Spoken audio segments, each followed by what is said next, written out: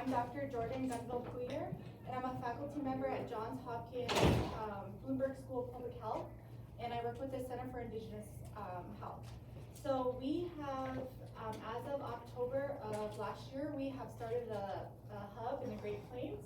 So it's so exciting, and I'm humbled to be home to start doing a lot of this great work here in our homelands. So today I'm going to present on a Northern Plains American Indian lung cancer intervention. So we are leading this intervention, and so we subcontract it with Vera Walking Forward Clinic, who is under the Vera Research Institution, and they are located in Rapid City. And we work closely with Dr. Dan Pourier, who is currently a physician at Monument, but is contracted with the Vera. So this study is a 3-year project, and it is funded through the Bristol-Myers Squibb Foundation. We do have IRB approval through Johns Hopkins University, and we have OST RRB approval as of February 2025. And we're in the process of getting approval here at CRSP. So first I want to start, we talk a lot about interventions, but I think it's really important, something that I like to do in my work is really kind of set the tone of why is it important to study cancer, right? So cancer is the 3rd leading cause of death for American Indians. And so when we look at cancer disparities, we look at the most prominent cancer, and for our communities, it's lung cancer. There's a trend, the trend has, we've seen in a lot of the data that 5 out of the 6 IHS regions have reported high rates of lung cancer. So today I just kind of wanted to set the tone of why it's important that we're doing this intervention in this region. So lung cancer is a critical public health issue, especially for this region because Northern Plains American Indians have some of the highest lung cancer mortality rates in the United States. Now nationally, we have a 22.1 per 100,000 rate of mortality, but when we break it down and just look at the state level of South Dakota, we have a 49.0 per 100,000. And so that's a stark difference nationally when we can look at it nationally and just kind of break it down by state. And I also want to point out that American Indian women have some of the highest smoking rates. And so a lot of my work is around tobacco control and smoking cessation. And so that is a really huge factor when we're looking at kind of these risks for lung cancer. I do want to point out that the disparities do show that there's a poor survival rate, and that lung cancers in this region are typically being diagnosed at the late stages of the cancer. So I want to talk a little bit about what are the factors that are contributing to lung cancer disparities. So of course, high rates of commercial tobacco use, limited access to early screening and treatment services. And so this is really important for this type of intervention that we're doing in terms of getting access to those screenings. So typically you would get screened through a low dose machine. So this is a huge component of this intervention. And then the late stage diagnosis that we see in a lot of the data. And then of course, some of the barriers, which include lack of access, mistrust in healthcare, and then the historical trauma. So for my intervention, we have 3 main components. Our first component is lung health screening and education. And then we want to look at reducing the use of commercial tobacco in ceremonies. And then we have a health policy component where we're looking at the impacts of the Medicaid expansion. And I'll get into more detail on each component. So we have a lot of goals for this intervention, and I think that's so appropriate because that's what really keeps us on target, right, when we're assessing our data and just really being in the community. So the goals for my intervention is to increase lung cancer screening rates among American Indians living in South Dakota, implement lung cancer screening navigation programs in OST, so Oglala Sioux Tribe, Cheyenne River Sioux Tribe, and then in the urban areas of Pierre and Rapid City. Provide culturally competent patient navigation services, so would be like a patient navigator, but we are kind of indigenizing that in a way, and our CAB helped us come up with our lung health guides. We want to improve early diagnosis and treatment access and support American Indian caregivers through education and resources. We want to evaluate the feasibility of eliminating the commercial tobacco and from Lakota ceremonies and really cultivate and understand and increase the use of traditional tobacco. And we want to evaluate the impacts of Medicaid expansion on American Indian lung cancer screening rates. So this is our research approach is through a community-based participatory research initiative. And so we do have a CAB. We have about 10 CAB members, and we have all 3 of our sites that we want to implement this intervention in represented. So for our first component, which is the health screening and education component, we have a 60-minute culture-tailored education session, which is led by an evidence-based smoking cessation and lung health curriculum, which has been culturally tailored in partnership with our community advisory board. During this implementation of this education session, we will be screening for risk of lung cancer. This is the component where our lung health guides are really like on the ground, really hands on deck, and so we decided that since we're evaluating the expansion of Medicaid, we have had our lung health guides trained by the South Dakota Center for Medicaid Medicare Services to help any patient or relative who is at risk and are eligible for Medicaid Medicare that they have access to that resource. And then our lung health guides are coordinating participants with screening sites. So if there is different locations or where they can get availability for screening or appointments, they're handling a lot of facilitating that coordination. Improved early diagnosis and treatment pathways, so really understanding, so once they do get seen, kind of what's that follow-up care plan, what's that gonna look like? And then we also help support any financial needs or burdens. We understand that we do have to travel when we do get referred, so we wanna support in any financial need that may be, that our relatives may need. So currently we are implementing our education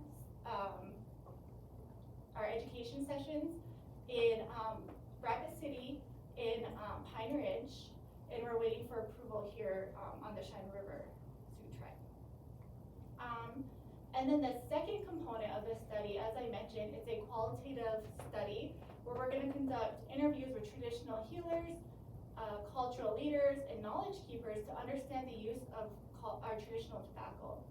And during that, we're going to have a kind of like a focus group to really understand ways that we can eliminate the use of commercial tobacco in ceremonies. And then we want to have a follow-up where we, after we learn about traditional tobacco, that we give the supports that are needed for our community members to cultivate and grow the red willow that is, and understand the process of traditional tobacco. So really to increase the use of traditional tobacco. And then we want to evaluate the Medicaid expansion. So Medicaid for the state of South Dakota expanded July 1 of 2023. So we really are interested to see if lung cancer screening rates have changed since the expansion. And so we want to write policy, right, that supports the referrals and the continuum of care once we get our relatives screened. And then we want to do a retrospective chart review. So we want to look at, we want to assess the time to diagnosing and the treatment. So sorry, my Zoom's going on. So we want to conduct a chart review with patients in South Dakota between the years of 2010 to 2019, and we're going to do a comparison to non-American Indian patients and just see what some of those differences are. And then we want to identify the delays and the barriers in into diagnosis and treatments, and then make policy recommendations. So the current phase of this study, so we're in our early phases of this study. So as I mentioned, we just started our education sessions. We actually have one happening right now in Pine Ridge in Red Shirt. And then we're wrapping up our chart review analysis. So we're kind of at the final stages of kind of looking at that data, kind of looking at trends, so we can start writing some policies and looking at trends. Our next step is in May, we plan to start conducting our interviews. And that's all I have. Is there any questions? Exciting that it's going to be coming here. Yeah. What does lung screening entail? So so when you get screened, there's recommendations, and that's something that our CAB pushes back, because you had to have been, there's a category, a range of like how many packs of cigarettes you smoke. Well, our CAB is really trying to work with Dr. Peter Wright and Monument, because we have folks who have either been exposed or they feel like they're eligible for a screening because they've been lifelong smokers, but when they go in and do like a triage and they get asked that question, that they're falling between the cracks, so to speak. So for our population, we're trying to really integrate this range of when they get screened. So typically for this study, we have a kind of like a scale, and if they kind of self-identify and qualify, then we do our lung health navigators, our lung health guides, and then they meet with our study physician, and then we kind of case by case, and then we'll decide if they need a referral. Once they need that referral, what we'll do is then we'll coordinate the care. I do want to mention that we're trying to really address the continuity of care component in this study. So Dr. Peter Wright was actually presented, I don't know if you've seen him, but he was here at IHS and he presented to their med staff, I think the end of March. And then in February, he was in Pine Ridge. And so we are having conversations with the providers of once they feel like this patient may, where we can have a referral pipeline into his clinic, and can have access to residents there at Monument.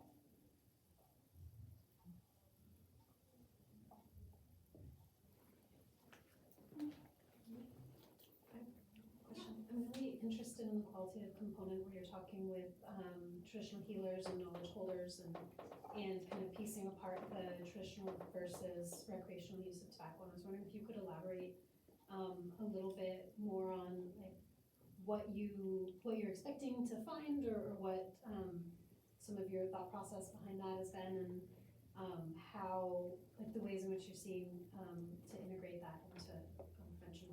Yeah, so I have conducted an exploratory study on that already. So we already have some baseline knowledge around the use of commercial tobacco in ceremonies. So an example would be like, if somebody's getting ready to go into like a sweat lodge, they will use commercial tobacco versus traditional tobacco. And so we are meeting with, we have the meetings with our traditional healers, and so they kind of guide us on the appropriate ways to ask that, because we acknowledge that to harvest traditional tobacco is, I believe, December 20th to March 20th, and then sometimes, like we just had, I was in a meeting last week with 7 Directions, and we were talking about how sometimes we had a traditional leader there, and he said that there's protocol, right? And how do we capture some of those protocols that they have to ask special permission, right? So they were trying to time when they were collecting their traditional tobacco before they went to Blackout Peak, right, to welcome the Thunders. And so there's a lot of protocol that we're able to capture, and that's really what we're trying to do with this qualitative study, because we have a lot of that baseline knowledge, and a lot of us bring some of that lived experience and that lived knowledge, that handed down knowledge. So, but we also want to, cultivate an environment where if we're talking about this, we also want to give the resources to our communities, right, to then harvest traditional tobacco, and not in a shameful way, right, because resources are very hard at times, so. Thank you.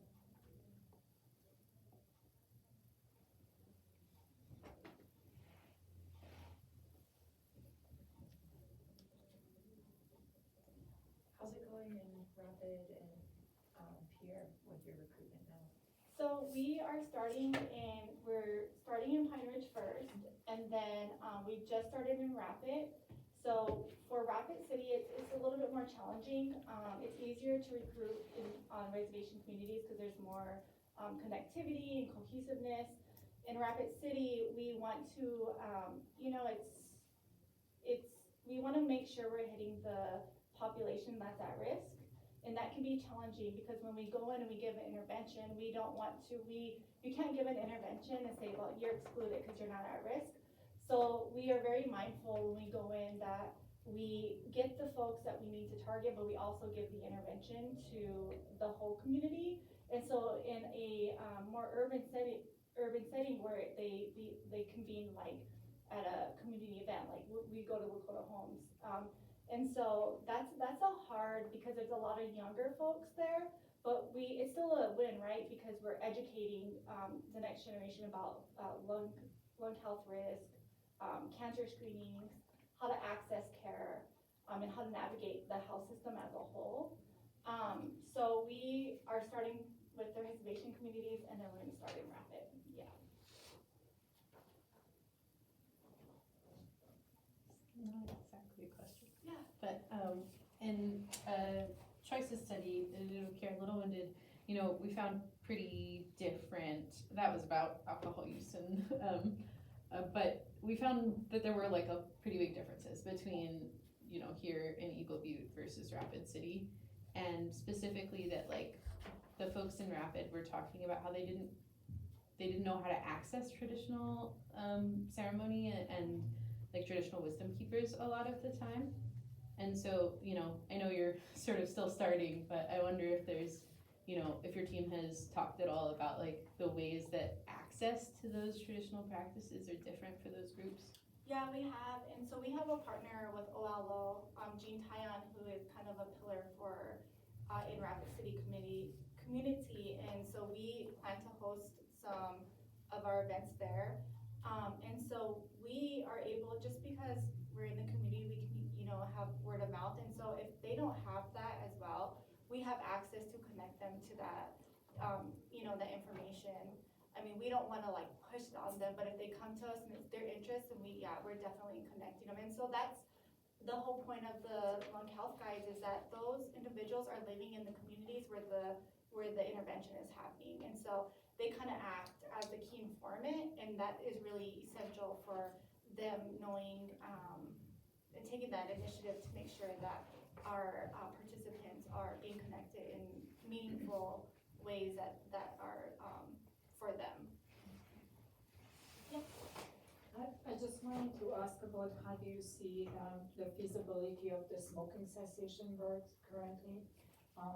In light of that state of South Dakota just got from $54 million put into place for that to down to $2 million, stating that there's so much great work had happened. So it really leaves the communities with no support for quick lines or other opportunities. So I wonder how you see that feasible to maintain that work, or can you guys bring other resources or other support to? It's so incredibly important, and we have like no resources. Yeah, so I mean, funding right now is just very scarce, and that's something that we do at our hub, is have a lot of those hard conversations. And so for this study, I actually did an additional proposal where I got funding to culturally tailor evidence-based sensation, and through there we have folks written into our FTE, our budget, that they can go give those in-person one-on-one groups to help support them in terms of quit smoking. Yeah. Thank you for And that. some of this interview that we're, from our qualitative study, that's also gonna inform a lot of the intervention that we're creating with the smoking cessation curriculum. In our work, I work closely with Ray, and so we did many ways, several times, smoking information collection and the incredible high, like you mentioned, Yeah. also female rates. There are other underlying ways to look at this, right? So why is it so high? And then trying to also create triage, and the average was 6 times. It's not about people don't know what to do. It's just they have no support to maintain that, or nicotine patch is only allowed by IHS for 30 days supply. So how can we maintain, helping people along the way, and there are no resources for this? Yeah, and I think just, I know we've had, in another kind of intervention, we are thinking about ways that we can include nicotine replacement therapies. But then that gets challenging because you need a study physician, Yes. and then there's reaction to different meds, and so we want to really make sure that anybody who's in our intervention has those supports that are needed, especially, when you're quitting smoking, it's challenging. I mean, a lot of folks smoke because it's a mechanism for stress. Oh, yeah. I mean, smoking's it's very, very addictive, but it's the only, kind of addiction that you actually get a break at work to go do. And so, sometimes people do use that as like, let me take a moment, step outside. So I think in terms of tobacco control, it's important to understand some of the, policies around tobacco use in the workplace, even in your home, right? Do you smoke around your children? I'm also a maternal child health expert, and so that's another where my work intersects is, smoking in women is really high, but we also have such high low birth rates, right? When our women are having our babies, right? We have some of the highest low birth rates, and so right there is how the work really intersects, where we can add some of those supports, but it's when we have funding that is cut, it's really hard. So a lot of work that I do in my health policy is I do like ROIs, return on investments, then I can take that to the state and say, hey, look, this is why it's important to invest in programs like this, because then it'll save the state this much. We'll have less NICU stays because the moms will feel supported. The babies won't have low birth weight and have to have that NICU stay. So we're just started at the Great Plains, so we're